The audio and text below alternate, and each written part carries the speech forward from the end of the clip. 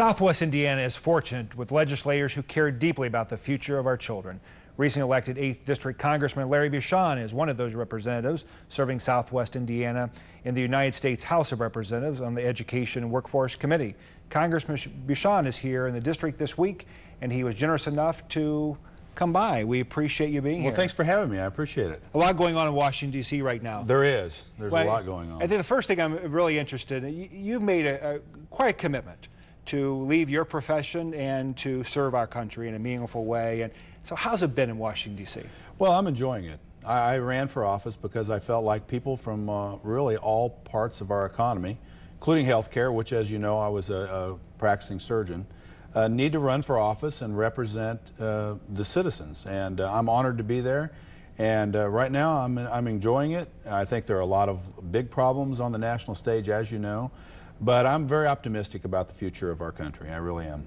Well, I appreciate your service and the work you're doing on behalf of our district. And moving ahead, looking at your work on education, workforce development. And obviously those are two big issues affecting America. In fact, two major national policy issues. Tell us a little bit about what's happening in those areas.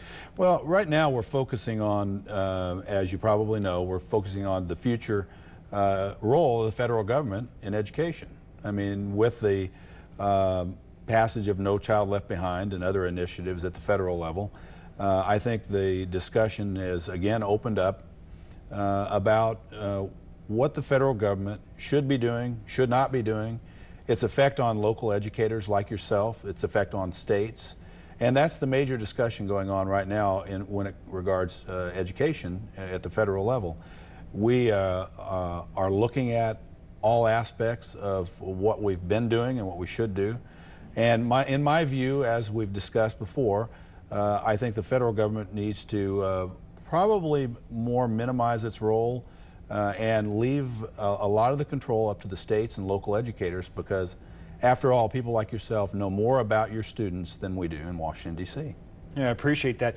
So looking at that federal framework, if you will, and you talked about allowing for more local control. That's been an ongoing issue, particularly as accountability is ratcheted up. What would that look like at a federal level in giving school districts or states that kind of flexibility in general? Well, I think there's multiple areas. One is financial flexibility.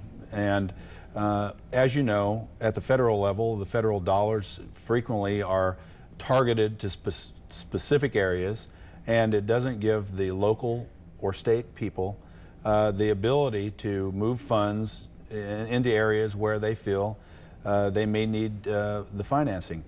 There needs to be some restriction on that, of course, but I think there needs to be more flexibility to allow local educators to use federal dollars that in the best way they can for their local district. And so that's one of the areas we're looking at.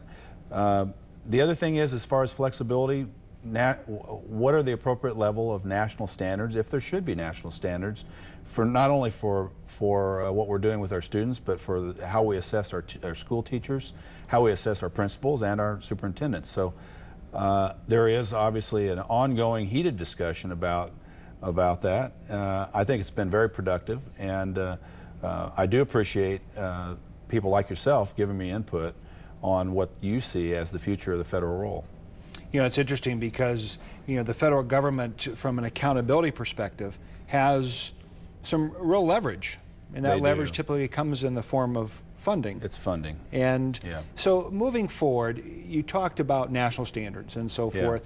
One thing that we have seen happen recently is adoption of Common Core standards across the state. Why, from your perspective, from a national level, why do you think that could be important for us? Well, I think it is important because one thing that No Child Left Behind did, as you know, is that it did spur this type of activity for people in the states, working together with other states to develop what is a standard for our students that we should be striving for in our country. Because we have to be competitive on a global market. If we want to continue to compete globally, obviously our education system has to compete, because that's where people learn, and that's where people advance in their careers. And if our education system is behind the rest of the world, then we're going to get behind competitively in really all aspects of our society. So From a federal level, I think it's been a good thing that the standards have been are starting to be developed. I think it's a good thing that the states have, to a certain extent, have taken that on and have gotten together to help develop these standards. And going forward, I think we will see how the federal government will play into that. And I think there should be a role, but again, I think the role should be minimized and leave it to the states and the local educators. We talk about No Child Left Behind, and when we come back, we're going to talk about No Child Left Behind and how it will affect our schools. We'll be right back. Thank you.